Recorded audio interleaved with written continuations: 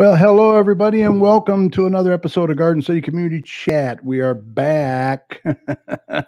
Hey, this is episode number 533. It's Thursday, June 24th. I am your host, Kerry. Also joining me tonight, Garden City's number one weatherman, Dr. Tom Iwinski. How you doing, Tom? Doing well and staying busy. Yeah, I bet. Hey, and former city councilman and longtime resident, Mr. Mike Jones is here. How you doing, Mike? I'm doing good, Gary. Awesome. Well, it's good to be back. Last week, we were off to attend the Music in the Park event, which was very good. Weather was perfect, and the food and entertainment was excellent. Have a good time, Mike? Yeah, it's not my favorite style of music, and it was loud, but I enjoyed it. Food was good. Yeah. Weather was good, as you said. Yep. Pretty good turnout, too, so. They'll be doing it again next month, July. So we'll see what happens then. So we hope that you're all safe and doing well. Tonight we have another good one for you. Back on June the 8th, Mrs. Chat and myself, along with Mayor Randy Walker, had the pleasure of taking a tour of GFL Recycling Center. And tonight we're going to tell you all about it. Including some pictures and some surprising yet important information to share with you that we learned.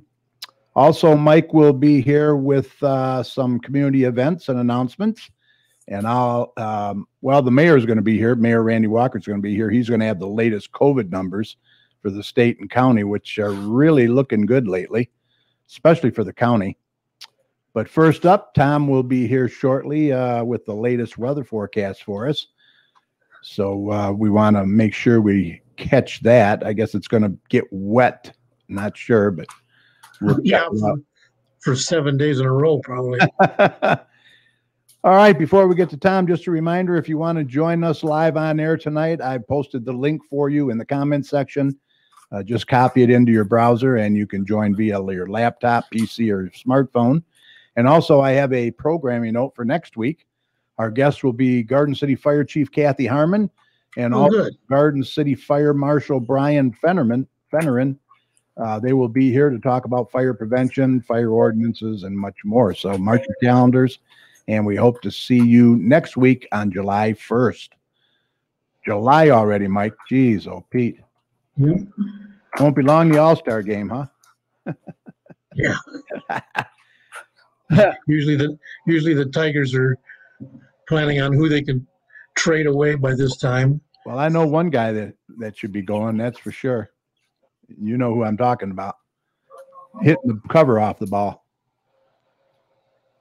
Yeah, I'm afraid they're going to try to trade him for prospects and stuff. He's one of the best hitters they've got, obviously. I hope not.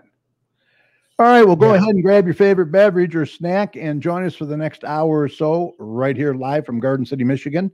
And while you're doing that, we want to do a quick thank you to our listeners and followers of the show who tune in every Thursday night, not only from our hometown of Garden City, but several of our surrounding communities as well. We want you to know that your support is greatly appreciated, and we'll continue to promote our community and yours. So please continue to watch, share, and listen. And if your community has any events or announcements or cancellations that you'd like to get out to our listeners, what should they do, Mike? They ought to email us. Speaking of emails, did you get that one from James Lentz and the Rotary? Yeah, I got that. I'll be reading that. Okay. Yep. Yeah, email the details to us at gcommunitychat@gmail.com, or you can message us on our Facebook page at facebook.com/gcchat. And Mike will be more than happy to pass that information along for you. And if you're watching us live on Facebook, go ahead and post your questions and comments in the comment section. You can also text your questions to 734-788-9319.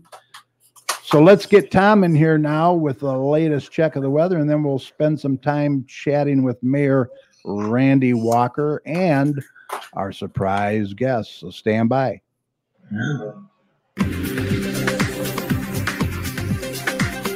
Okay, let's do a check on weather with Doppler Tom. Let's see what he has in store for the rest of this week and the weekend coming up. Tom, take it away. All right, Tom, what you got for us?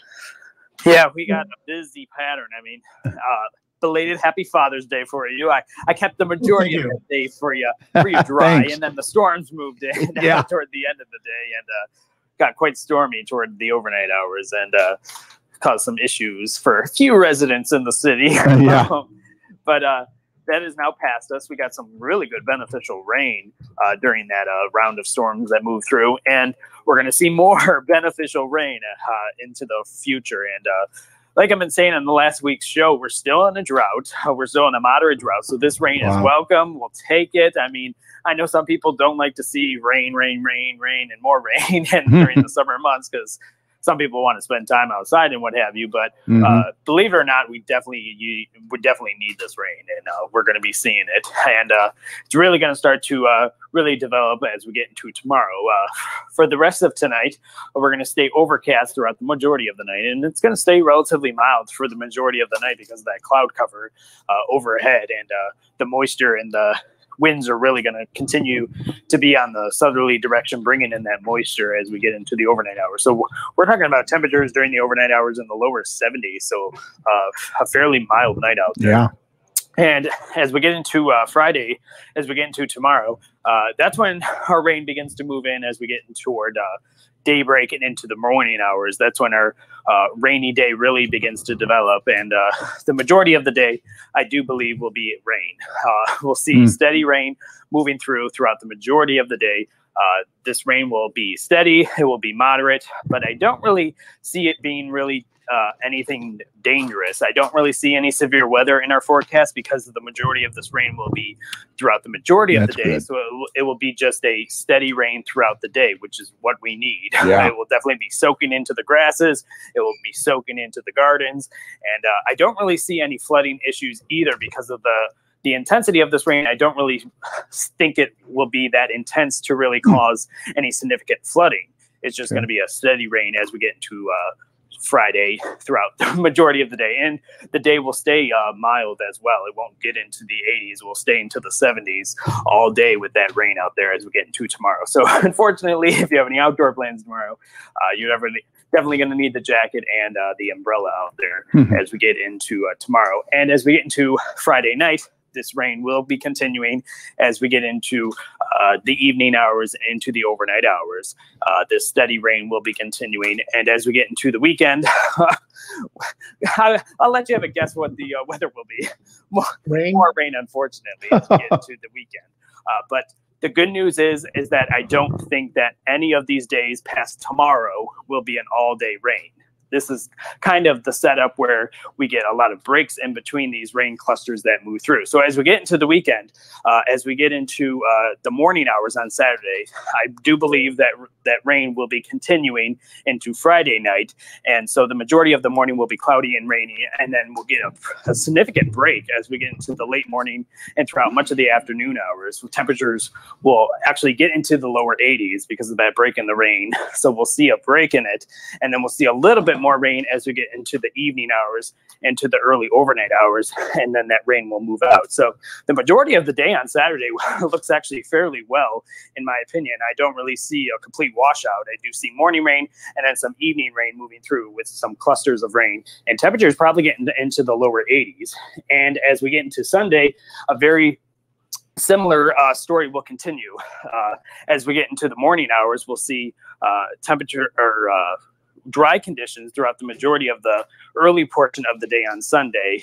And then as we get those temperatures increasing again, we're probably getting to the mid 80s because the majority of the day will be dry, and we'll see those more rounds of rain beginning to move in during the afternoon and evening hours on Sunday. So like I've been saying, over the weekend, we're definitely going to see the rain, but we're definitely going to see a lot of breaks in the rain as well, which will increase our temperatures. So you're just going to have to dodge the raindrops as we get into the weekend. And we'll see some of that rain continue to move in throughout the weekend. So we'll definitely see some dry times. I don't want to ruin anybody's weekend, but we'll see the rain as well. And as we get into next week, this active pattern of rain will be continuing each and every day.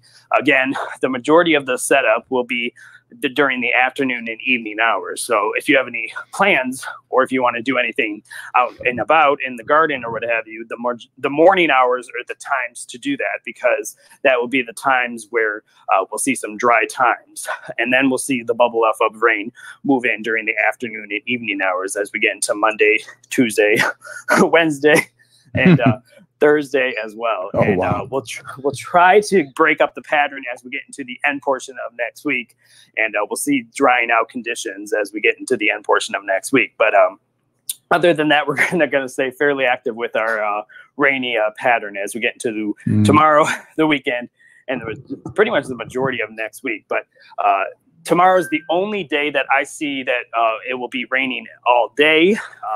I do see breaks as we get into past Friday. It will be raining, but I want to reassure people that it's not going to be an all-day rain. I mean, you're going to see times where you can have outdoor plans over the weekend, so cool. Enjoy that as well. That so I just want to make that clear out there. So enjoy the mild weather out there, because it's definitely going to be a warm weekend out there. And like I've been saying, we're in a drought.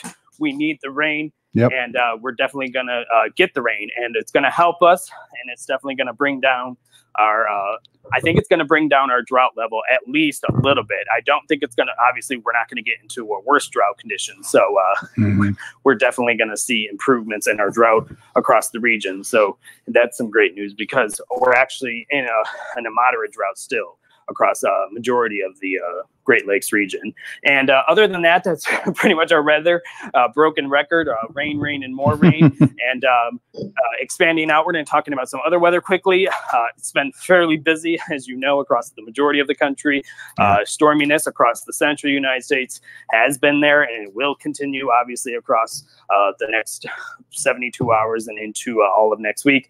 The West is staying fairly dry and hot, and into the Pacific Northwest, it's going to be fairly hot out there as well. I mean, they'll be dealing with temperatures across Washington State and into Oregon, well into the 100s.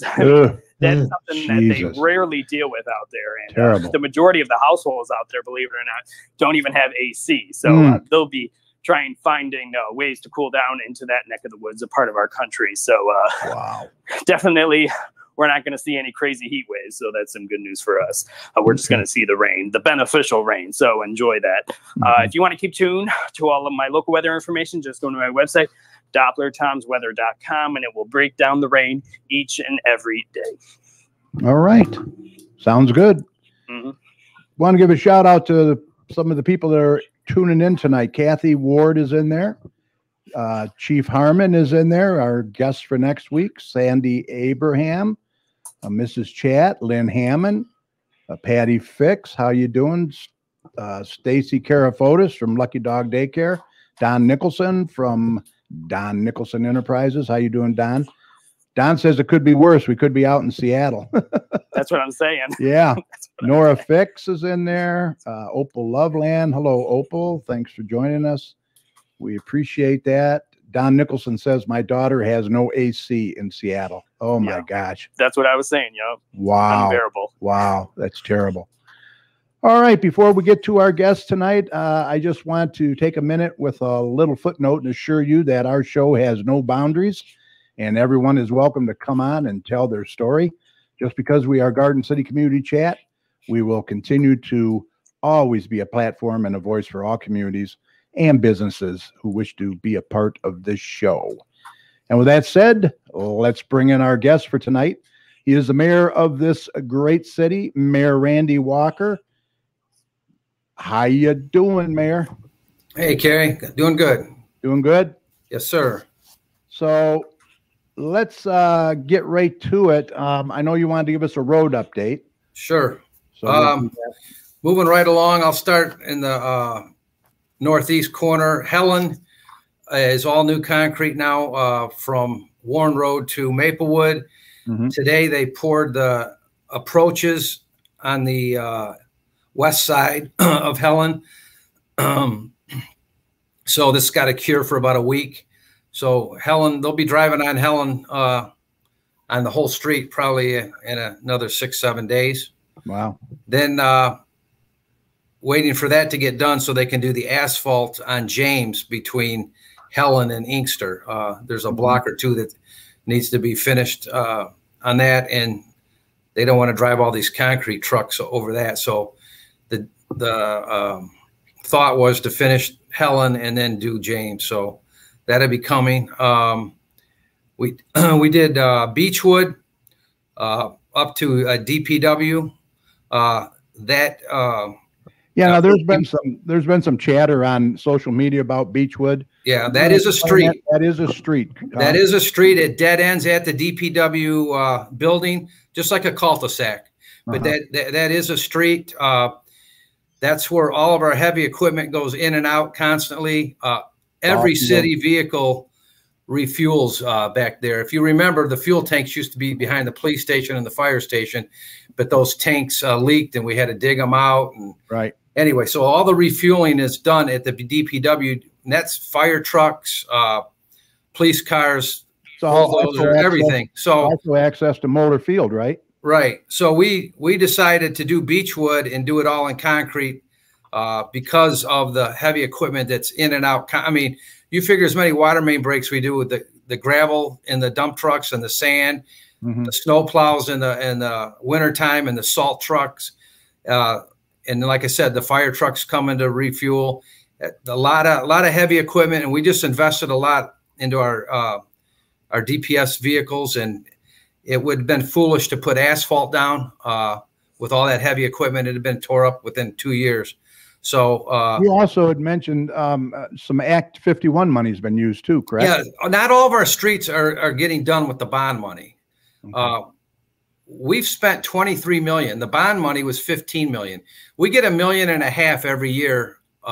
Act 51 money. So some of these streets have been done with the Act 51 money. But for instance, this year, we're spending $8 million on the roads just this year. $5 million from the bond, $3 million Act 51. So that's just to give you an idea. So, some of these roads are being done with Act 51 money, not the bond money. But regardless, it's the right thing to do. It would have been foolish to put asphalt down there, and that road was terrible. And that's the main road into DPS by all the city vehicles. And so we decided to do it. But it is a street. It's not a parking lot. It's also used by all the Little League parents that come in there and park for the game. So right. They've done a great job. I don't know if you've seen it, but it'll last for years. That cement's 8 inches thick and holds up to a lot of weight. So let me move on. We've done a great job over on the 3 streets between Central and Harrison, which is Birch Lawn, Beechwood, and Crowder. They got all new asphalt, and it's really nice and smooth over there. Hennepin between Middle Belt and I think it's Lathers or Harrison. I think it goes to Lathers. I'm not sure. The base coat's done, the first layer of asphalt, and they got to do the driveway paving, which is being done this week. And then the final layer of asphalt will be after July 4th, the top coat. That'll be done. We're getting ready to start on Farmington between Ford Road and Marquette. The grading and storm sewer work should be starting this week, and then mill the asphalt in the next 2 weeks, and then work on the base, and then the first layer of asphalt again, probably mid-July, 3rd week in July. Chip seal is started this week again, and then they'll be back, I'm told, in August to do the next phase because the crew's up in the UP. There's 3 phases to the chip seal. They did the first phase. I know some people aren't happy about that. I'm not, but we're at their mercy. I mean, they're spread out all over the state. So that's what's going on with that. I think that's pretty much here's the road update. I do have a question from Opal Loveland. I'm going to put it up there, Randy. It is a C3 area business and parking lot, not a neighborhood road. Yes, it needed it, but how does that meet the millage guidelines, asphalt, cement, etc.? Is not the question. I'm told Beechwood is a street, and that I don't know for sure, but it was probably done with Act 51 money anyway, not the bond money. So we can spend that however we see fit on Act 51. Okay. On local or major roads, sidewalks. Act 51's for everything. And one other topic you can explain.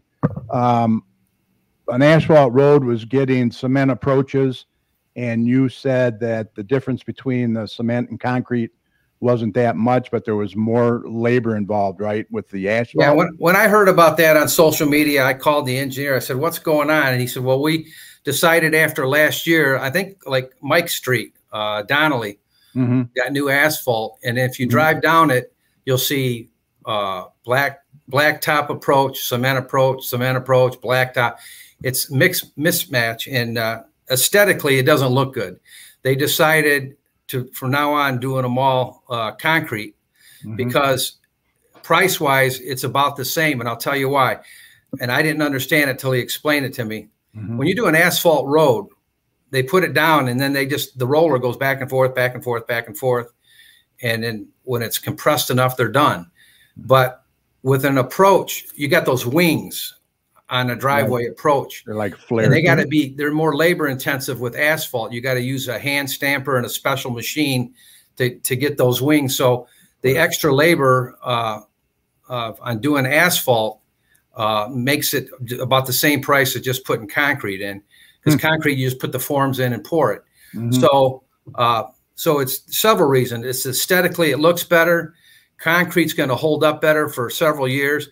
And the other thing they said, if you think about it, you're putting asphalt up against a concrete sidewalk. So now you got concrete up against concrete. So it looks better. The concrete's thicker. It'll hold up better. It'll last longer. So, and it's about the same price, because doing the approaches is more labor intensive with asphalt than just rolling the road. Right. So that's why, we're learning as we go, and we hear different things. And when we sat down and looked at it, this is what I was told today. They decided when we do an asphalt road, we're going to do cement approaches for all those reasons I just stated. So, and they had commented on Facebook also that some of it was already chipping, but you said that that's the plastic. Well, we're going to look into that, but I was told by the inspector that when they poured it, it started raining, they put Visqueen over it, and then Visqueen leaves a film for a week or two. They said after a couple of weeks, it'll look completely normal. And if it doesn't, we're going to address it. Trust me. We brought them back before on warranty work and made them redo things. And that's the other thing I want to tell people. Any cement company, even if you call on your own, they only give you a 1 year warranty on cement. Everybody's cement crack. I got new cement probably 7-8 years ago. 2 years later, I got 3 or 4 cracks in my driveway. It's just nobody warranties concrete more than 1 year. I mean, right. Expansion and contraction of rain and water getting underneath, and it can happen, and it's unfortunate, but there's no such thing as a 4 or 5 year warranty on concrete. Okay. Opal has one more comment, Randy. She's wanting to know, could you provide documentation on how it's paid for? On how what's paid for? On how the road is paid for. You promised transparency, and now you're saying that it was maybe Act 51. Yeah. I'll get with the city manager and the treasurer and see what we can come up. Which road are you talking about? Beechwood? Yeah, I think it's Beechwood. Yeah. Okay. We'll look into that. But yeah, like I said, we spent $8 million this year, $5 million from bond and $3 million from Act 51. Okay. So that's pretty much. Another thing I found out too, state law. Whenever we rebuild a road, asphalt or concrete, the intersections all have to be ADA compliant. That's where you see that little rubber ramp and concrete. Yeah. So that's not with chip seal. I'm talking redoing the whole road. When we redo a road, whether it's asphalt or concrete, all the intersections have to be ADA compliant. So that's just for knowledge for the residents. Yeah. Okay. Okay. Where do you want me to go next? Blight? Yeah, you do. I know you're constantly out in the neighborhoods driving around. Every day I drive around. I've written up 20 houses in the last week. High grass is most of them. I don't know why people cannot cut their grass. Flaking paint on their house or garage doors. and we got 3 ordinance officers out there, one full-time and the other 2 part-time, and they work different shifts. So we're really hitting it hard in the summer months because you can't make people paint and do a lot of the stuff in the cold months. So we're trying to get the houses up to par in the summer months when they can paint and they, so we've been very active. We got a lot of residents that call us with people that have, all kinds of junk in their yard. And well, that goes along now with the rat problem too that you've been we're getting rats. So let me move to rats on that right now. Some of the road work creates when they redo the sewers, those rats start scattering. They're used to running up and down those sewers, and when the bulldozer starts digging up the old sewers, they start running into people's yards. So if you're near road construction, you're probably going to see some rats. The rest of them are caused by people not picking up their dog droppings, bird feeders, firewood laying right on the ground, garbage on the ground, sheds or playscapes without rat walls. So there's several things that cause rats, but high grass. So if people keep up their yards, pick up their dog mess, don't let the bird feeders drop a lot of bird food on the ground, that's what brings the rats. But again, I want to emphasize, if you're near road construction where they're digging up the sewers, you're probably going to see some rats. And that happens everywhere. I remember Livonia had a big problem when they redid 96. I-96 about 10 years ago. Livonia residents were going nuts because there was rats everywhere. Schoolcraft and I-96 there. So that covers blight and and if they have dogs, please clean up after your dogs, because that's really a draw. Really a draw. And then we're getting a lot of, not a lot, but I would say a fair amount of marijuana complaints. People that cannot enjoy their yard, they're constantly smelling marijuana. They're trying to go in their backyard and swim, barbecue. Even next door to these grow houses, who wants to smell that? I mean, and we're cracking down on those too. It's illegal to have a grow house anywhere in Garden City. Yes, marijuana is legal. You're allowed to smoke it in your house. You're allowed to grow 12 plants per adult. So a husband and wife could have 24 plants in their house. But if you're growing 100 plants because you want to make some money, and that's what's illegal. And but believe it or not, we get a lot of neighbors turning in other neighbors, and they're tired of the smell. And we had a building off of Middle Belt that was setting up a grow center, and we stopped them. They didn't pull no permits. They ended up paying double permit fees. They got shut down. They're taking all their equipment down. So we're actively looking for that. The inspectors, the ordinance officers, myself, police officers on normal patrol. We're not going to put up with marijuana grow houses in Garden City. You have a specific area, correct, in the city to where they can do that? Yeah, that's only in the industrial park area. It's easy to find, and they have to put in extra air conditioners. That's a key right there when somebody has 2 or 3 air conditioners for a residential house. And believe it or not, we get tipped off by DTE because say my electric bill's $250 a month, $250, $230, $240. All of a sudden it's $800, $900 every month. That's because of all the lamps. And that's a big sign. And so, and DTE is getting fed up because it's blowing their transformers, and that's causing power outages. A lot of these power outages, residents are getting tired of. I know last year DTE, I think, replaced like 3 transformers. It's a real shame. And they told us where the grow houses were at. So again, we got different ways to find out that you're growing, and we are going to shut you down. Without a doubt, we will shut you down. We're also looking at when somebody buys a house and then they don't even move into it. So you're not going to get a C of O until you got to show occupancy. And if you don't move in, if you're just buying the house to fill it with plants, we're going to catch you on that too. So Chief Harmon says, a few weeks ago, I thought Cheech and Chong moved into my area, not Norman, that area. So yeah, they're out there. So they're out there, and we're finding them every week. We're finding them every week, and we're shutting them down. So just, and if residents, if you have that problem in your neighborhood or your neighbors, give us a call. Okay, we got another question from Lynn Hammond. She'd like to know, what time do people have to stop playing loud music? I get special occasions, but not off the top of my head, it's either 10 or 11.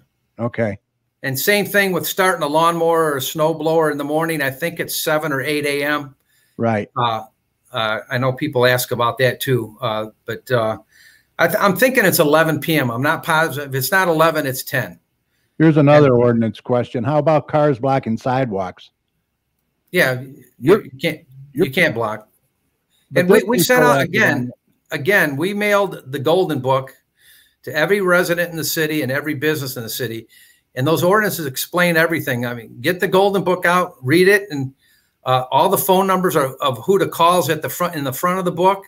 So if you got somebody blocking a sidewalk, call the ordinance and say, hey, 123 Elm Street, they're blocking the sidewalk. Well, I know the police, they were actively pursuing that too. I mean, they were out writing tickets. Yep. Yeah, it causes people to walk into the street, kids to ride their bikes into the street. Right. It makes it unsafe. Right. And, you know, we do go after them.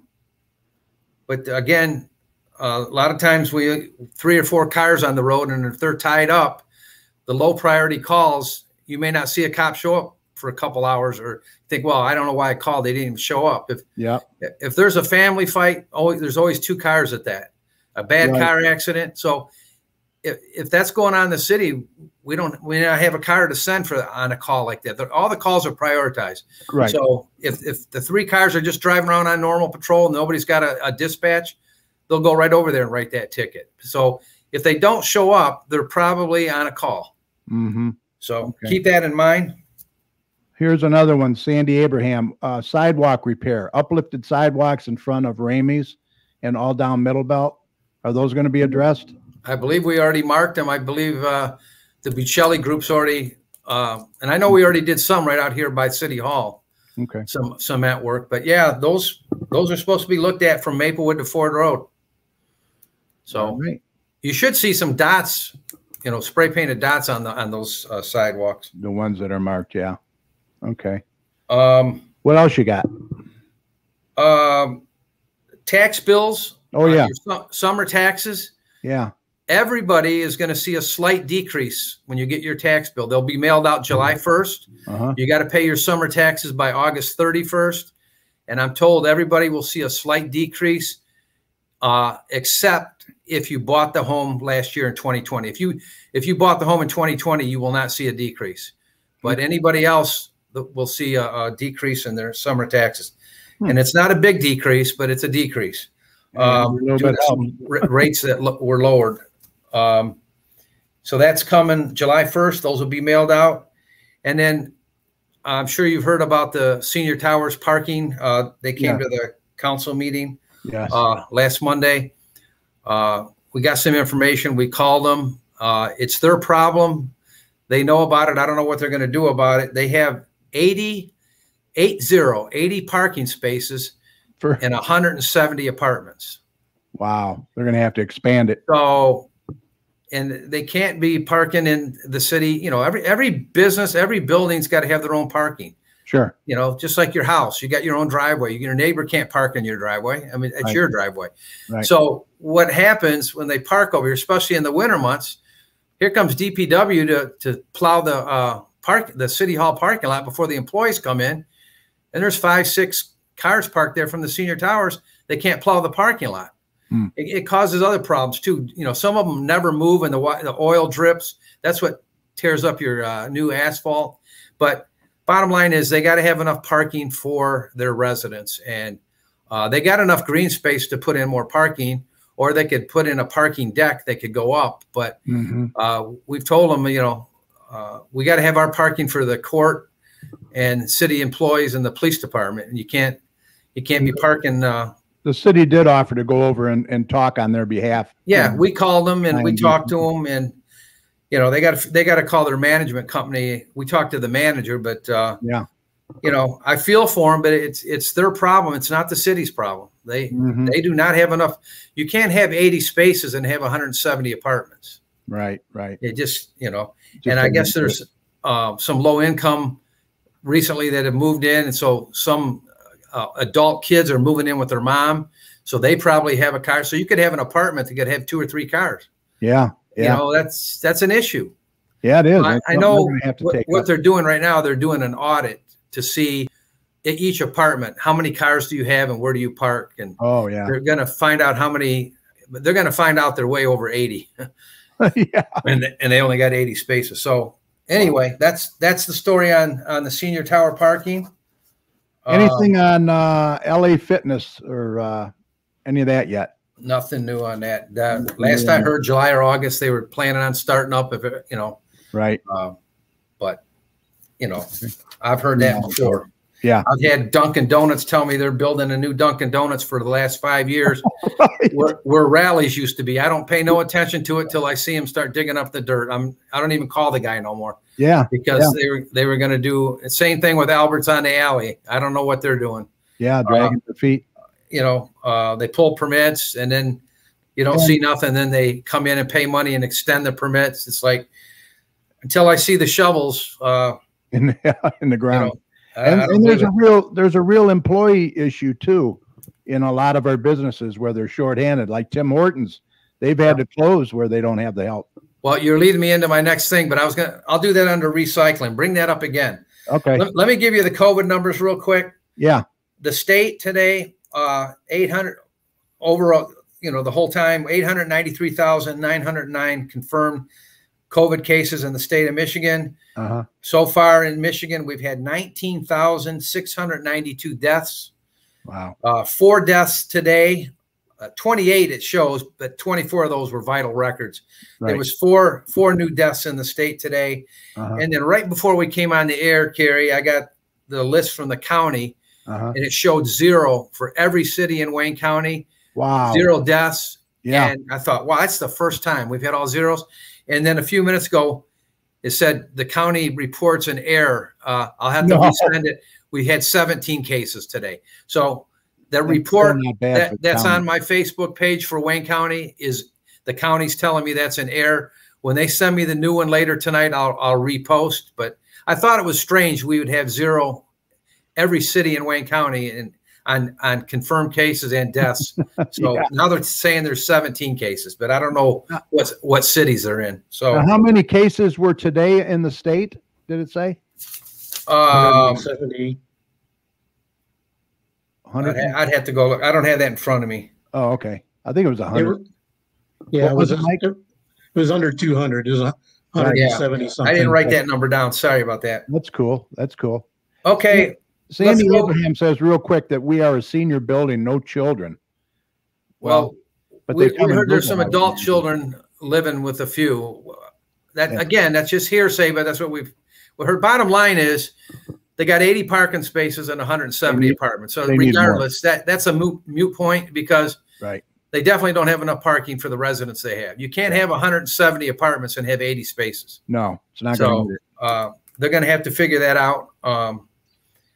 But you know, okay. I'm sorry I interrupted. What did no problem. You want to move to recycling? Recycling GFL. Let me start off with this with GFL.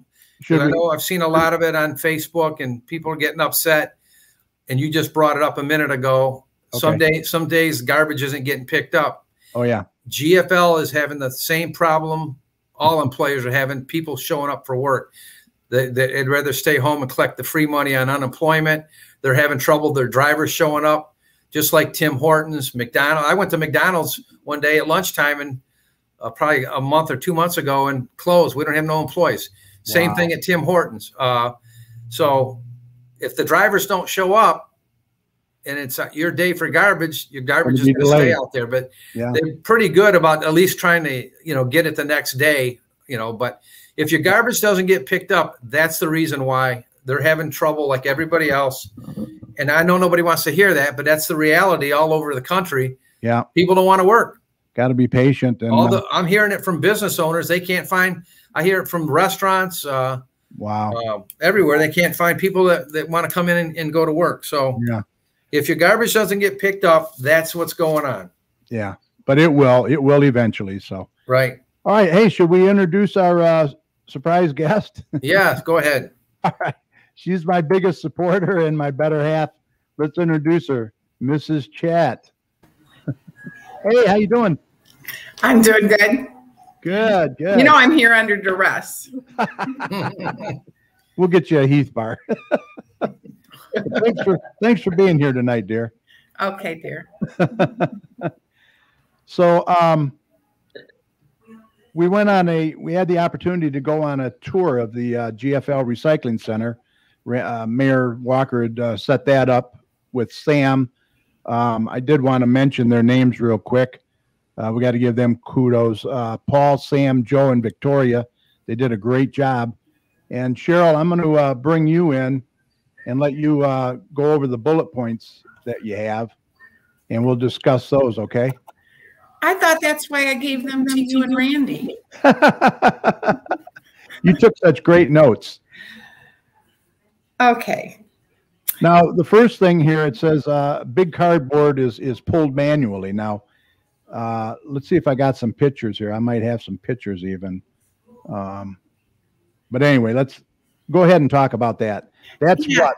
Yeah, if you show the big picture, there was another picture where the first big mound of trash recycling is actually dumped outside the facility.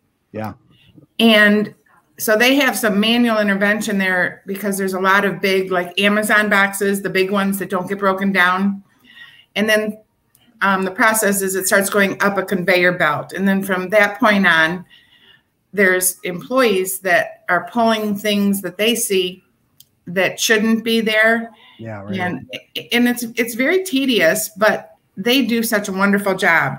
So the big cardboard is pulled manually, and they're asking that residents flatten all cardboard that they can, and including everybody's doing Amazon and deliveries when it's possible. Mm-hmm. They receive over 200 tons of recycle a day. So if you can imagine what that looks like, we were all shocked, I think. Yeah. Well, here's a picture of it right there. Some of it, just some of it. Yeah. Look at the little tiny, that's a big piece of equipment there. And it looks like a little toy at the bottom of the pile. Right. And Garden City residents are recycling at about 60%, which that was nice to hear. But hopefully we can do better with some of these tips. Yeah. Do not crush your milk jugs or your water bottles. I was not appalled, but shocked because I thought I was doing a favor by squishing everything into a smaller size. They still want them rinsed out, but they don't want definitely. Everything has to be rinsed out. And they want the caps on them. Right. Yeah, I was shocked with that. Your milk jugs and your water bottles, keep them just as you finish them, put the top back on and put them in the recycling bin. Right. They're much easier to recycle for the equipment. Laundry soap. This was one of my questions because the laundry soap jugs are so big. Trying to rinse them out, all the water you have to use to keep rinsing and rinsing. But laundry soap and jugs and bottles, shampoo, soap, they must be rinsed well. Mm-hmm. No bubble wrap. Check inside your delivery envelopes. They start putting bubble wrap inside of the flat envelope. Yep. That bubble wrap cannot be recycled. And no chip and snack. This is the reason right here, right? They don't want any plastic bags or anything. Look at that. Gums up everything, right? Yep. Oh, and heaven forbid, do not throw away the plastic pop when you get a 6-pack or an 8-pack and the plastic ring. Oh, that was terrible. Yes. That was terrible. Yes. No chip snack bags, no food pouches, unless they are thoroughly rinsed out. Once they see their bulk is sold, they bundle the paper, they bundle everything, the metals they bundle, and they sell that. Mm-hmm. But it is they have inspection. The people that are buying this recycled material will inspect it, and they'll just take a random bundle. And what were those? Those weighed like 1,400 pounds, I think. I wrote that on one of my notes. 14 to 1,800. 14 to 1,800. They're called bales, not bundles. Yes. Weigh 14 to 1,800 pounds of recycled material. And the buyers, if they inspect it and find that it's contaminated, that whole bundle is not recyclable now. One dirty pizza box will. It's totally a waste if it's found on inspection. Yeah. An interesting little fact here, tin can volume was up 30% during COVID because, of course, people are eating more at home, more Campbell's soup, and not going out to dinner. So that was interesting. No plasticware of any kind. That was surprising, too. I was guilty of that. Yeah, you use plastic forks when we do picnics or outdoor events. Yeah. All that plasticware is not recyclable. Hmm. This was an interesting point. Yeah. Meijer and Target will take all plastic bags. They don't care if it's theirs or somebody else's. They actually have a collection for all plastic bags. Okay. But in our community, Lucky Dog would also appreciate all those plastic bags. Right. Take them over to Lucky Dog Daycare. And I'm sure, or I thought everybody would know this, that China used to take a lot of, or the majority of all the recyclables for the United States. Yeah. China no longer accepts U.S. recycling, so they had to find other options. And Olive Garden, they start doing this called waste to energy, and it was an actual incinerator. So a lot of our recyclable was being used for new energy in Detroit. And Detroit stopped that also because of pollutants. Lynn Hammond wants to know, should we take the labels off of the cans? No, that is not necessary. That's not necessary. Okay. All Michigan Recycle stays in Michigan. And I had asked about where Michigan was on the national level. Mm-hmm. Sadly, Michigan recycles at about 18% versus the national average is 34%. Yeah, that's sad. That's so we're bad. State. And it's all through education. And Carrie has a little video. It was not put out by GFL, but there is a state push, and they use these. Right here. They use these cute little raccoons. Greasy pizza boxes. Glass bottles not emptied. Yogurt containers with ew. Cat food still in the can is bad, but oh so good. Hey, what are you doing? Relax, Mom. We're here to help. Oh, this stuff could ruin the entire recycling load. Wow. I had no idea. Chill. We'll show you the ropes. Michigan needs to recycle better, and that change starts with you. Learn the rules of recycling at recyclingraccoons.org. Greasy pizza. That's pretty cute. I like it. And folks may have wondered where all of our compost goes when it's picked up. Yeah. All of Garden City's compost goes to Woodland Meadows in Wayne County. All right. Just some other things that you might not even think about, even though they accept glass recycling, colored and clear. No Pyrex glass. That's a no-no. I wonder why. I think it's so heavy and thick. Oh, heavy, thick, yeah. Yeah. And this is a biggie, you would think, since no plastic bags are to be recycled. But a lot of people put all their recyclable into a plastic bag and then put it into their recyclable container. Not put it in plastic. That is a no-no. That entire bag gets thrown away. Right. They're not going to stand there and open up the plastic bags and dump the recycle into the conveyor belt. Yeah, I had already covered paper, cardboard, and all recycled bales are sold and inspected. If contaminants are found, the entire bale is destroyed. That is a no-no. Yeah. And that's about all my bullets, but I know that there's this let me put that handout that it was a little outdated, so we had to do a little bit of graphic. You just left my pretty X's all over it. Okay. Yeah. Okay. I thought you were going to try to pretty it up a little bit. No, that's fine. No pots and pans. that used to be acceptable, but no more pots and pans. And it was funny while we were standing there at the conveyor belt. I could not believe it. What?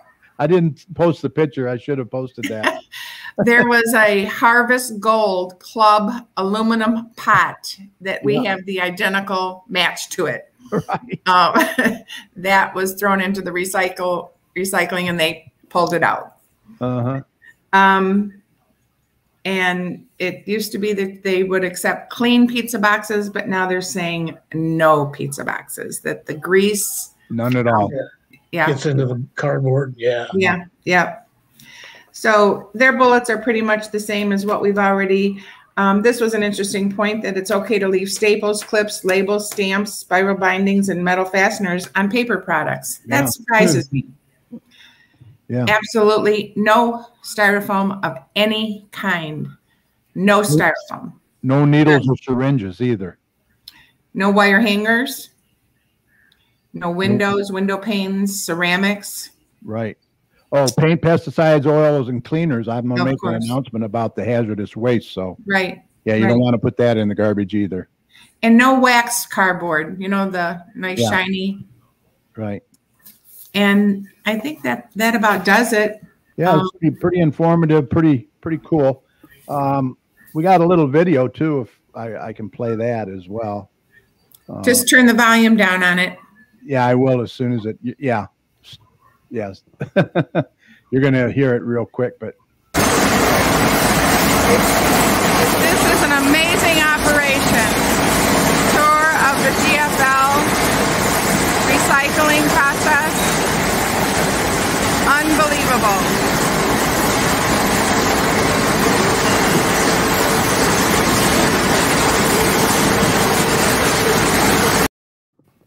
yeah, that was crazy. So, Mayor, what'd you think? I thought it was good. You know, I'm not an expert on recycling. I was curious how they do it, and I thought it was pretty good. I wrote down some pros and cons on recycling. I'll start with the pros. Of course, it reduces energy consumption. It decreases pollution. Recycling is environmentally friendly, and it also decreases our landfill waste.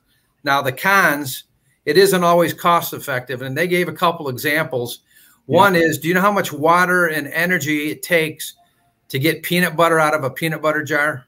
All the jars have to be rinsed. Yes. And peanut butter is not easy to rinse out. So it's not always cost effective. And they talked about glass. I mean, you throw a glass bottle and then you put it in your green container, then it gets dumped into the garbage truck. It probably breaks. If it doesn't, it's going to get compressed several times as the garbage truck goes down the block. And if it doesn't get broke there, when it gets to the GFL site, they're going to dump it on the ground.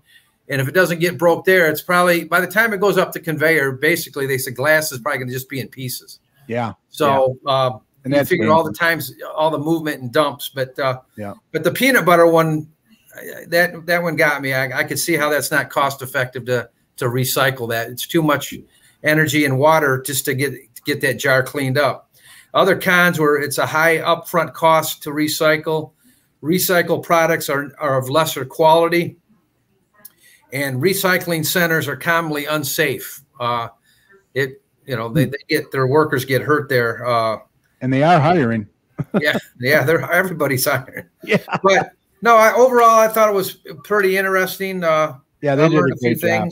Yeah. But and then I don't know if you've seen what plastic bags have done to our oceans and lakes. Oh, terrible. Killing the wildlife and fish. Plastic water bottles. It just, I seen a thing on TV a while back, and I could not believe the plastic bags that they grab out of the ocean and how many fish it's, That's what Kathy, Chief Harmon says. Straws. Plastic rings, you can toss them, but cut them so the animals don't get trapped in them. Oh, yeah, it's crazy. Terrible. But no, overall, it was a good experience, and hopefully we enlighten some people. Yeah, and hopefully we'll do better. The state needs to really improve. We're doing pretty good in Garden City, though, 60%. Yeah. But that was the whole thing that I had talked to Victoria about, is that like the glass, when we used to take our recycling over to behind DPW, right, there was a separate container for glass. So when it's all glass being put in properly, we have been in other states and other cities where they're using used tires and crushing up glass, and that's their roads. Yeah, so Michigan is really behind in how to properly and how to really expand the uses of the materials that we are throwing away. Very true. And just selling these bales, then what are they doing with it? So there's just, with modern technology, things have to change. Yeah. They've got to put 10-cent deposits on water bottles. I can't even imagine. I know all the water bottles. Juice bottles. I mean, why aren't sports drinks like drinking a bottle of Pepsi? The kids, drinking all these sports drinks, and they just get thrown. Well, those get thrown in the garbage. I'm sure nobody is going to take, when they're out on the road or riding their bike, are they going to take their sports drink and bring it home and put it in the green recycling bin? Right. So there's got to be more incentive. And years ago, you brought up at the high school, they didn't have a water bottle recycling. Yeah, they were selling water in the lobby for a show, a performance, and I asked, "Where's the recyclable to throw it away?" Yeah, and there weren't any, but they have one now. Yeah, of course. It's, well, when you had the students coming to the council meeting, what grade was that, Randy, where the kids came and did that wonderful presentation about? It was elementary. But, elementary. Yeah, so that generation, that's where you got to start. And I know that I've talked to parents where their kids come home and they talk to their parents about, we have to do better. So it's a long road. We've improved over 10 years ago or 20 years ago, but we can do so much better. Lynn says, do they take off food takeout and fruit containers like the clamshell type? If it's styrofoam, they don't take it. Right? Right, no styrofoam. That's another thing. I know it would be costly, but yeah, our restaurants and that, when you ask to take your stuff home or you take a beverage to go, straws. I mean, when we were in Florida, you can't find a plastic straw in Florida. No. That bring their own. Yeah, California or Florida had some stats how much plastic in straws. It was amazing, and every time I get a styrofoam container, I hate it. But some restaurants are doing better with boxes, but then they're contaminated, so you can't recycle the cardboard anyway. Sherry Power wants to know where I can get that flyer. Sherry, if you email me at gccommunitychat@gmail.com, I will send that to you. Yeah. And anyone else that wants that flyer, just email me at gccommunitychat@gmail.com. I'll send that out to you, okay? And it's kind of a nice reference to have. Let's see, Chief Harmon. They sell the metal ones, reusable with a brush. The straws, yeah. Yeah, that's true. Yeah. Somebody's going to clean up on that. But yeah, we have to make our planet, we have to save it for the young people. And that's what's so good about Victoria, who did the presentation for us. She'll go into these schools and do a PowerPoint presentation to them. And she's actually going to come on our show probably after the 4th of July sometime. So, and she'll even go into more depth about this. But yeah, please get serious about recycling. It does help, like Randy said, saves the planet and cuts down. But I'm sure, babe, when our next contract with GFL comes up, Randy, that's probably going to be a discussion. If recycling costs are skyrocketing, at what point is it not? Well, let me talk on that. I had that written down and I bypassed it. I don't know why I missed it. Okay. Our contract right now is with GFL is through June 30th of 2024. It's an 8-year contract. They gave us one price for garbage, refuge, and recycle. And the reason why they did is they were making money off the recycle, selling it to China. Yeah. So I'm sure in 2024 that's going to change because China's no longer buying our recycle. So I don't know what. I'm sure there's going to be more of a cost to recycle come July 1st of 2024. Right. So stay tuned for that. But our contract expires June 30th, 2024. And then we're done with recycling. I want to remind Chief Harmon, if she's still in the room. Yeah. If she will cover next week, because it's right before July 4th, fireworks. Yeah. Talk about the city ordinance and what fireworks does to some of our veterans. and animals, and hopefully people be respectful. And I know they want to light them off for July 4th. The ordinance is the day before, the day of, and the day after. And you're supposed to stop at 11 p.m. And I know every year we got people lighting them off 1 in the morning, still 12:30. And those people, when we catch them, we're writing them tickets. But you know, think about your veterans and your animals that these fireworks, going off constantly, and what it's doing to your neighbors and their pets. So if Chief Harmon will cover fireworks and the ordinance next week, that's right before July 4th. That I'm sure that will help maybe a little bit. So if she would do that, I would appreciate it. Yep, she said no problem. Absolutely. Okay. All right. Thank you, Chief. So did we cover everything, dear? Yeah, I just thought maybe you would have done some of that talking. I think Mrs. Chat should be a regular on the show. Yeah. At least once a month. Yeah, I'm thinking the same thing. That's funny. Yeah, we'll have to take a vote in the. When Carrie goes scrapbooking with me, I'll be more than happy to. When what? When you go scrapbooking with me. Oh no, I'll pass. You already have him doing the dishes. He may as well scrapbook. The laundry. Yeah, dishes too. Anyway, thanks for having me on. That's the latest update. All right. And Randy, really appreciated you taking the time out of your schedule and arranging all that. It was, I never thought that by me asking 1 or 2 questions about recycling that I would end up at the recycling plant. Yeah, no problem. I certainly appreciated it. Yeah. Okay. Yeah, great job. Great job. Thank you, guys. All right. Hey, Mayor. Yeah. A couple of road questions. Yeah. When does the bond issue expire?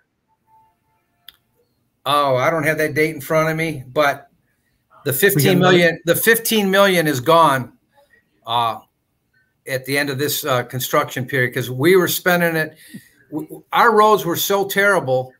We're trying to fix them as fast as we can. And we even threw, like I said, actually we spent 23 million, 23, 24, close to 24, just to try to get our roads up to par. So all we're going to have next year is the 1.5 million that we get from Act 51. The 15 million has been spent at the end of this year, and that again, that's trying to get the roads fixed, as soon as possible. So, are we going to be asking for renewal?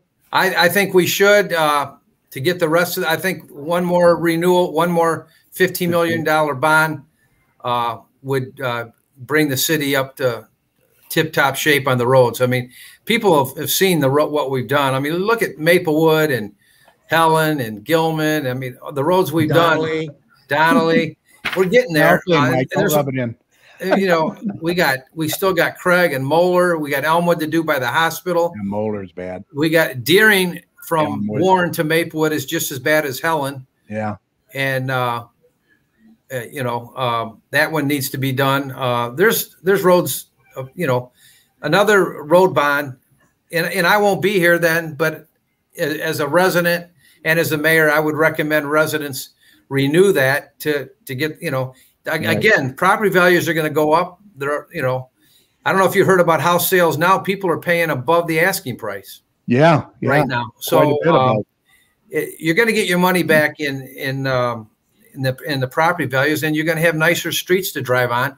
Yeah. And I don't care what street you live on, you drive on all the streets, driving around, going from point A to point B. So it benefits having all of our streets nice. And again, we have 101 miles and they were in terrible shape. And we've made a big improvement in the last 4 years, but there's more that needs to be done. And now Dolores Lasky, she says Merriman, the bridge there, that's not Garden City. That is Westland. Yeah, that's Westland. That's a county road anyway. Again, let me say this because a lot of residents don't know. Yeah. We only have the side streets.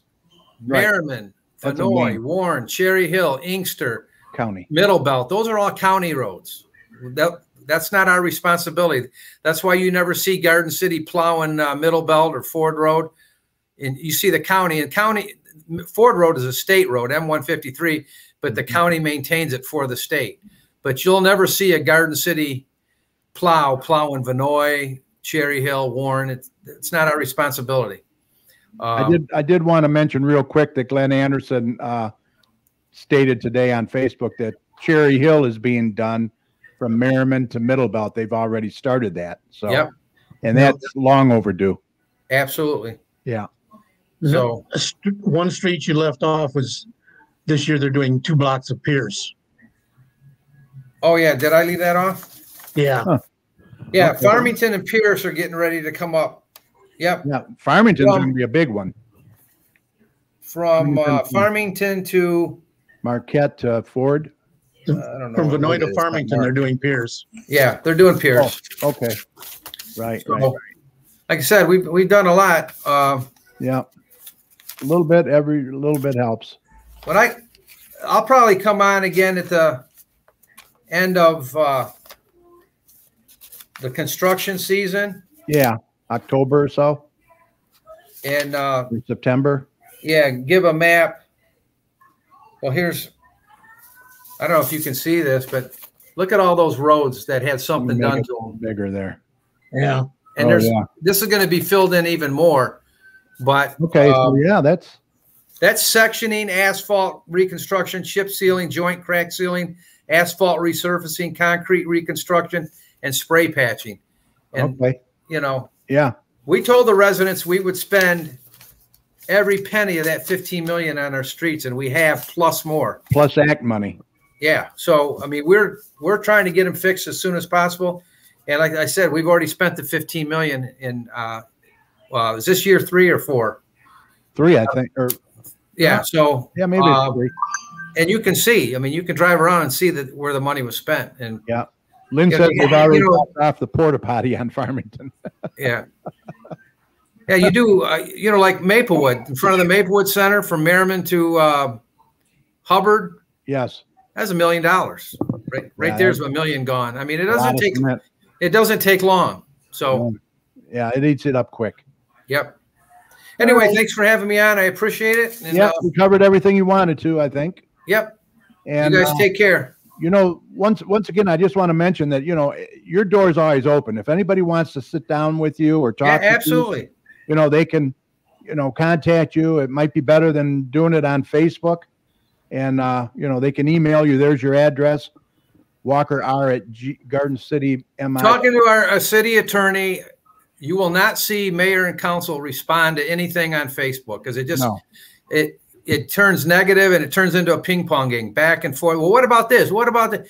And then throwing gasoline on fire. It's best to do it face to face. Call us, come in and see us, come to a council meeting. Yeah. But I monitor Facebook and I see things and I take care of them, but I don't respond on Facebook. I'll tell you something I seen the intersection at Belton and Ford Road. Potholes just the other day. Mm-hmm. It's already been taken care of. They went over and swept all the stones, spray patched it, and filled the holes in. It's a nice. You're not going to get a flat tire or that needs to be sectioning, concrete sectioning, maybe next year. But I took care of the pothole problem. Yeah, I seen it. I didn't go on Facebook and say, hey, we just took care of it. So you got them back on our street too to finish up that spray patch. Yeah, I got them over on your street. Yeah. So I monitor Facebook. I'm driving around every day looking at blight. I respond to residents. I go to their house. I talk to them. My marijuana complaints, like I told you, whatever. They call me for all kinds of reasons. But I'm not going to respond to any Facebook page. Most of it's negativity, and we're not going there. Yeah, there was some posts today or yesterday on Anything Garden City, and I just told them the next council meeting is July 12th, 7 o'clock. Yeah. Show up. See, if you got a real problem, and I'm going to say this, and they'll take don't wait till July 12th. Call me tomorrow. Yeah. Say, hey, Mayor, we got a huge pothole on my street. Like two cars had flat tires today. Don't wait till July 12th. And you got that golden book. Call DPW and say, you guys need to come and fill this pothole. All the numbers are there. And if they don't, give me a call, city manager, anybody, and we'll get them over there. Say, hey, resident called, go fill this pothole. You don't have to wait for the next council meeting. No, but Randy, the point that was being made on Facebook was that the mayor and council don't don't know what's going on. Well, then show up at a council meeting and let them know how you feel. That was the point I was trying to make. Yep. Yep. Believe me, it's not going to be resolved on Facebook. It just isn't going to be. Yep. That's not the way to go. Absolutely. Facebook is good for a lot of things, but for complaining, it's not good. Just in the last 24 hours, I took care of a rat problem, talked to the guy on Douglas Street. I took care of the potholes at Ford and Belton. I mean, I answered people why their garbage wasn't getting picked up. I explained what I just did on the show. Wrote up houses with 8, 9, 10 inches of grass. I mean, I'm out there every day. Yeah. And I get phone calls and I go check them out. And, you know, I dispatch ordinance. I said, you know, and again, we're not about writing tickets. We want you to maintain your property. So they'll go over and say, hey, you need to cut your grass. We give you 5 business days to cut it. And it's already 8, 9, 10 inches. If you don't cut it within those 5 days, we're going to come and cut it. It's going to cost you $400. And the city's not in the business of We're not in the business of cutting grass. Right. You don't want to cut grass, but we're going to get your attention. How many times are you going to pay $400 have your grass cut? Yeah. And why are you letting it get to 8, 9, 10 inches anyway? You know? And if you got a problem, you know, call us. You know, if it's a, you know, a widow or, you know, somebody's handicapped, we'll try to find somebody to get it cut or work with. You know what I mean? Yeah. But there's a lot of people that are physically able and they just don't cut the grass. And I tell you what, you pay $400, we'll get your attention. And and that happens every year. I can't believe the people that you know pay it, and they think, oh, I won't pay it. It goes on your tax bill. We get our money. We get our money. If you don't pay your taxes when that house is sold, at the closing, the first check that's cut is to the city of Garden City. So people that think, oh, I ain't paying the $400, you can charge me. We'll get the $400. Yeah, they'll get it. And again, I'm just trying to explain. We don't want your $400. We want you to cut your grass. Your neighbors want you to cut your property. Right. Right. So now, Randy, for those that don't have the goal book, can they pick them up at City Hall? Yes. We're getting ready to do a reprint with some additions. Okay. And those are going to get mailed out hopefully soon. Okay. So everybody's going to get another one. It'll be the newest. You know, we've added some new ordinances, some other stuff that came up, but we're completely out of the volume 1 or the first edition, whatever you want to call it. But a second edition will be coming out soon. Okay. But again, give us a call if you need something. Don't wait till the next council meeting. You don't have to wait till July 12th. If you got a problem, call, you know, if it's DPW, fire department, police department, the mayor, whoever you need to call, but call somebody. Don't wait till July 12th. Right.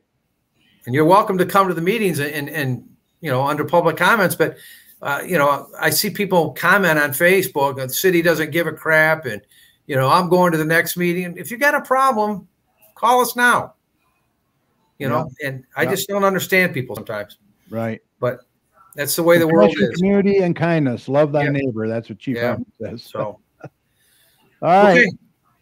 All right. Well, look, I've kept you long enough. You did a great job. I appreciate you coming on, and we'll see you again probably in the end of the construction year. Yeah. Thanks for having me. I love Garden City and just want it to be a nice community. And I'm going to continue to fight blight.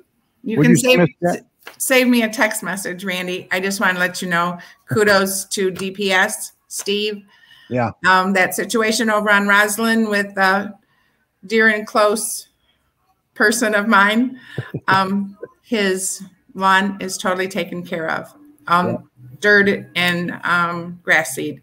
So kudos to, and it wasn't even a DPS problem. No. He reached out to DTE when this resident had no luck, waiting almost 8 months to have their lawn fixed after they dug it up for a gas line.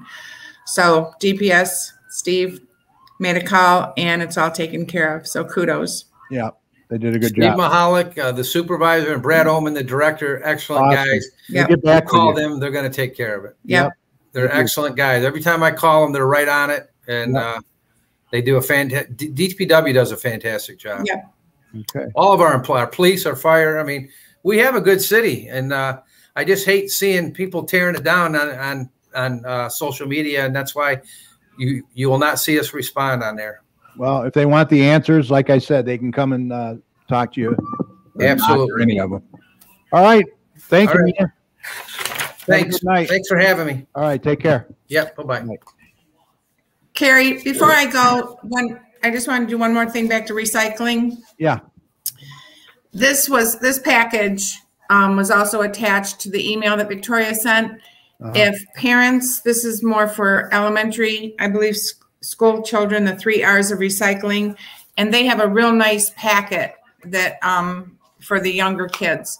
And they'll come to their school. Right. Or Victoria will make an appearance at the schools and bring this material with her. So that's something that if anyone is interested in that, they can reach out. Okay. Yep. Good point. Good point. All right. Well, Mrs. Chat, hope you enjoyed yourself. I'm done. All right. I'll let you go. Thank you. Have a good one. Night. Night. All right. A lot of good information there, huh, Mike? Yeah. Mrs. Chat looked like she was having a blast. Yeah, I know. All right. Before we get to Mike, I want to remind you that the next city council meeting is Monday, July 12th in the council chambers located at 6,000 Middle Belt Road. Is it really? Yep. Oh, cool. These meetings are informative and a good way for you to get involved and voice your concerns you might have, any concerns you might have. All right, Mike, you ready? I'm ready, Gary. All right, let's get you in here. We'll cue your music up, and I know you're just chomping at the bit. Well,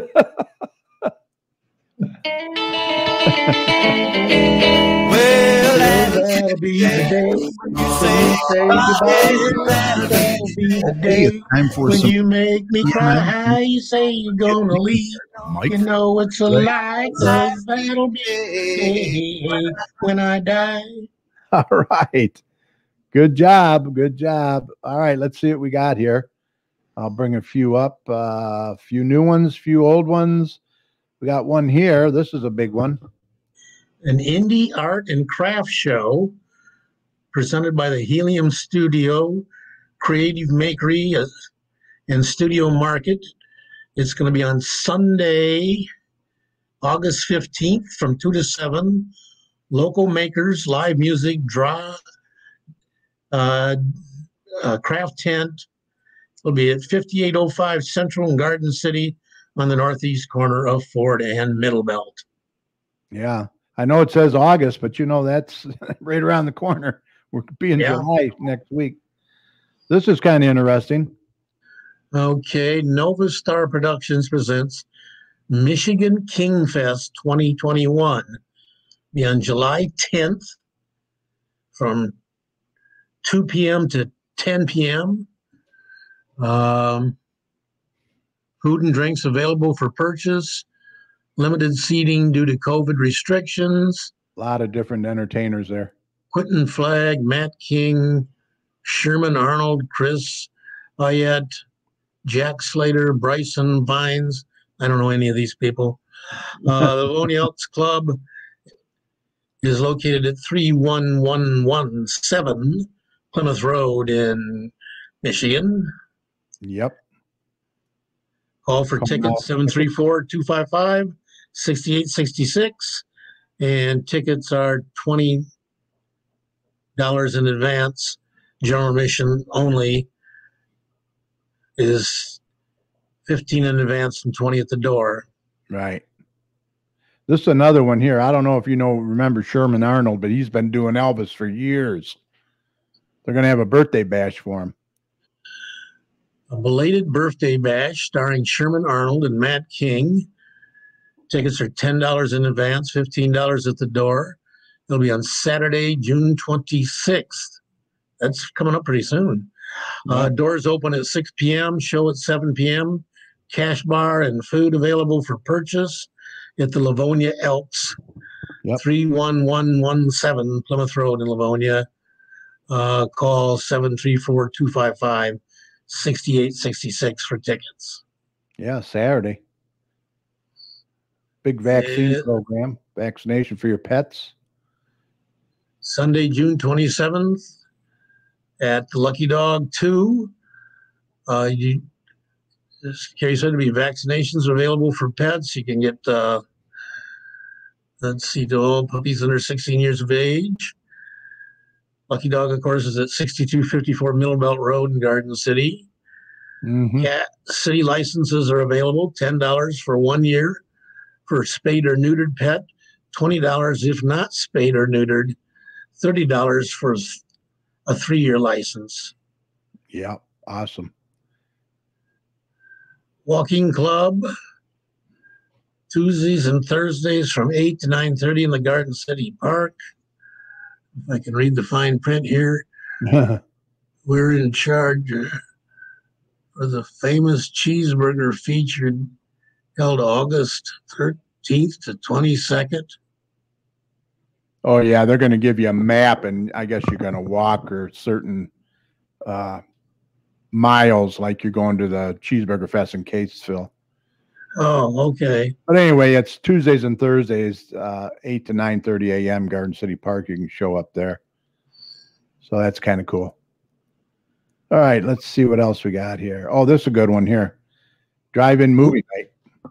Garden City Parks and Rec presents Movies in the Park. This is free. It starts at 9 p.m. Who's that? Raya and the Last Dragon on July 10th. Yeah. Croods, A New Age on August 14th. And Jumanji, The Next Level on September 18th. It'll be at 208 Log Cabin Road in Garden City. Yeah. Bring a blanket or a chair. Kind of cool. They're going to have a big screen. So, yeah. 20th Annual Autos for Autism Car Show. Benefit Berger Students with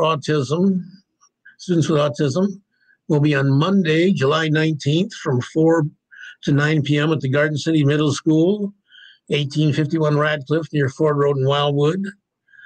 Both of your chat hosts are going to be there. We have duties. Yep. Carrie's going to be judging, and I got some accounting or something job that they're giving me. Awesome. Live music by Bonnie and the Working Girls and Deep Cut with special guests. Delicious foods by R&J Smoked Meats. Raffles, kids' activities, lots of trophies. Dash plaques to the first 300 vehicles. Motorcycles are welcome. Register, sponsor, or donate online at www.autosforautismgc.com. And you can visit their Facebook page at facebook.com/autosforautism or call co-chairs Lisa Clark 734-323-30110 or our own Kim Arquette 734-812-1559. Okay. Opal wanted to mention the Parks and Rec meeting is Tuesday, 6/29. I believe that's in the council chambers, I believe, right? I don't know where they hold that. Wrong, let me know, but I think it is. Mrs. Chat says the dang fireworks are going off right now. It's not even the 4th of July. This is not 24 hours before a holiday. Yeah, I know.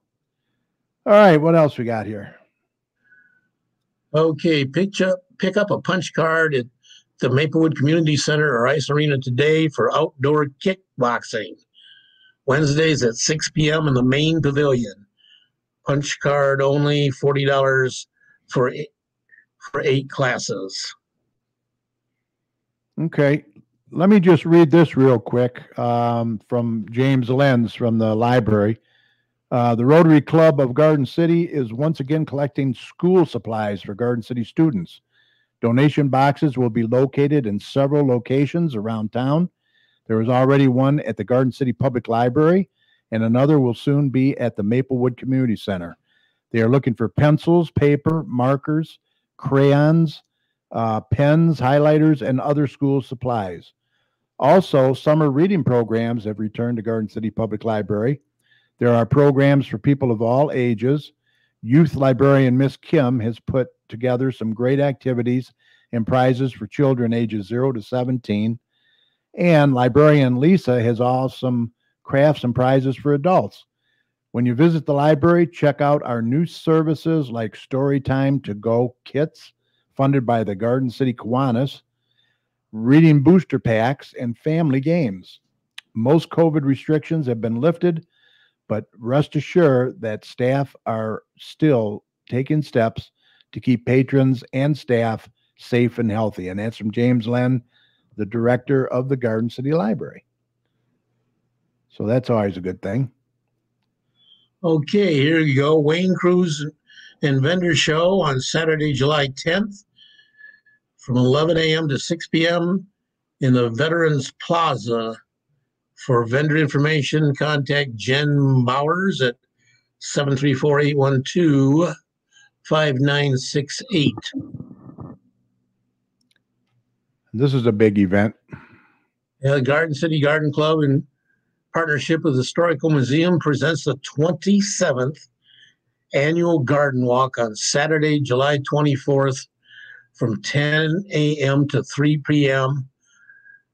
3 p.m. door prizes drawing and floral awards. Tickets are $15 per person and are available at Barson's Greenhouse.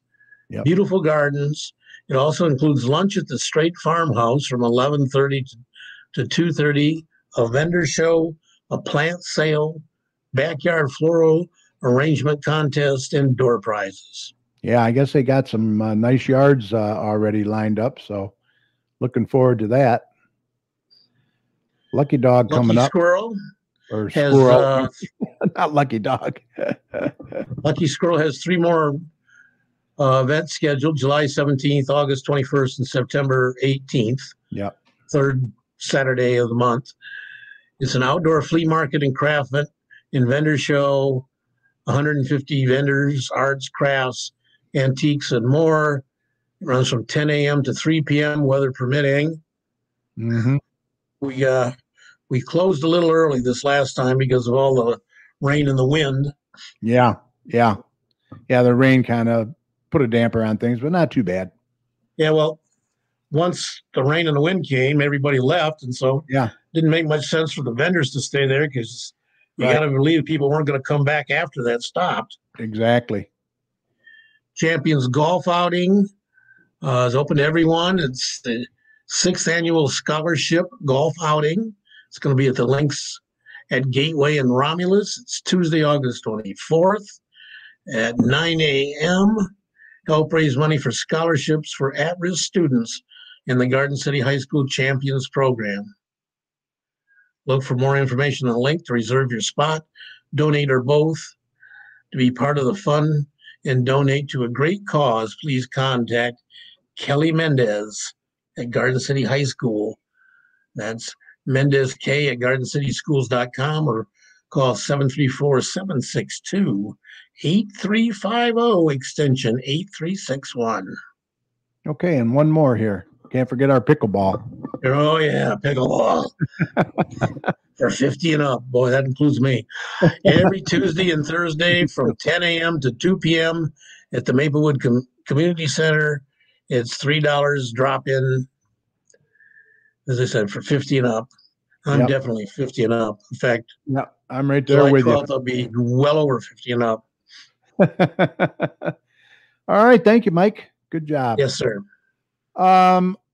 I did want to mention, I did mention it a little bit earlier, but Glenn Anderson said that they are going to have a hazardous waste disposal Saturday, July the 10th at the Westland Mall. We do not know a time yet. That is to be determined. As soon as I find out, I will pass that along. But I know with COVID, everybody's cleaned out their garages probably with all the time they've had on their hands, and they have all this hazardous waste they want to get rid of. So that is coming. Usually starts around like 9 o'clock, and there's a long line. Yeah, 9 or 10. In there. Yeah, it's usually behind, I think, J.C. Penney over in that area, right? Right over where. Yeah. All right. We're always looking to have guests on our show. If you or someone you know might be interested, it's very easy. You can contact us through our website at gccommunitychat.com. Send us your name, email address, and a brief message, and we'll get back to you within 24 hours. Or you can message us on Facebook and also text us at 734-788-9319. Doesn't matter what community you live in. We want to hear from you during this time We will do the show remotely and safely from the comfort of your home or office, just like we did tonight. Maybe you own a business or belong to an organization. You'd like to share your information with us and the surrounding communities. If so, contact us today, and we look forward to hearing from you. And just to, yeah, I already mentioned that. Yeah, at the beginning, music in the park. Mrs. Chad already told me to say. Yeah, music in the park. That was a big success. Yeah, had big attendance. Yeah, it was good. Very good. I did want to mention real quick that possibly after next week, we may be back in studio doing our show. So you got that office cleaned up? Yeah, I'm going to get it cleaned up. Okay. So I will let you know. So stand by for that. And with that said, Mike, I think we're ready to call this a podcast. Podcast.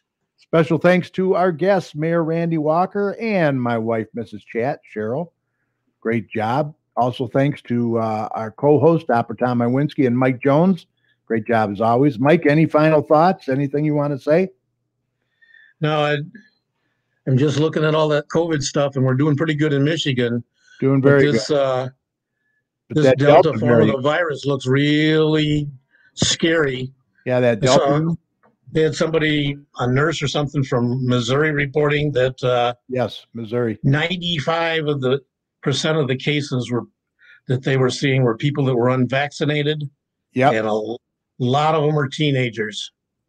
Yes. They need to take this serious. That's another variant that's out there, and it's a tough one, and it's going to be bad. So if you're not vaccinated, I urge you to get vaccinated. That's for sure. Ed Wilhite from Hogg's Backyard Barbecue is in there. How you doing, Ed? You can always catch the show later after we sign off, so I hope you'll watch it. Let's see. Remember, this show is available, like I said, right after we sign off tonight on Facebook at facebook.com/GCChat, where you can watch at your convenience, especially if you tuned in late tonight, Ed.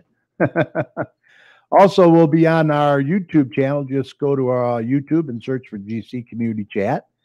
And please subscribe to our channel by clicking on the red subscribe button. We would appreciate it. And as always, we want to continue to thank all of the healthcare workers, first responders, police, and fire, everyone on the front lines who serve and protect us every day. We can't thank you enough. Be safe, and we want you to know that you and your families are in our thoughts and prayers every day. And when you see these heroes, please let them know how much you appreciate them. Remember, the success of a community depends on the community, so please support your local businesses. Don't forget, we here at GC Chat like to promote community unity, so let's be united and support one another. And please consider getting vaccinated. We just talked about that. Very important, very important. We all need to work together to keep those numbers down. It's up to each and every one of us. The numbers are improving, so let's keep it going. And Mike, if you see something, say something. Exactly. Look out for one another out there. For all your weather information, be sure to head on over to drtomsweather.com. It's got a great user-friendly website over there. We will see you. Rain and more rain. Yeah, rain and more rain. So, but he says not a real total washout and nothing severe, so that's good. We will Tigers see you. Will be lucky to get their series in this weekend with Houston with no delays. Right. I know.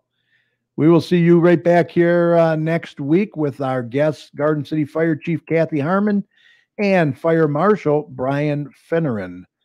So until then, we want to thank you all for listening. Please consider once again getting vaccinated and have a great night. Mike, you take care, bud. Yes, sir. You too. Good night. All right.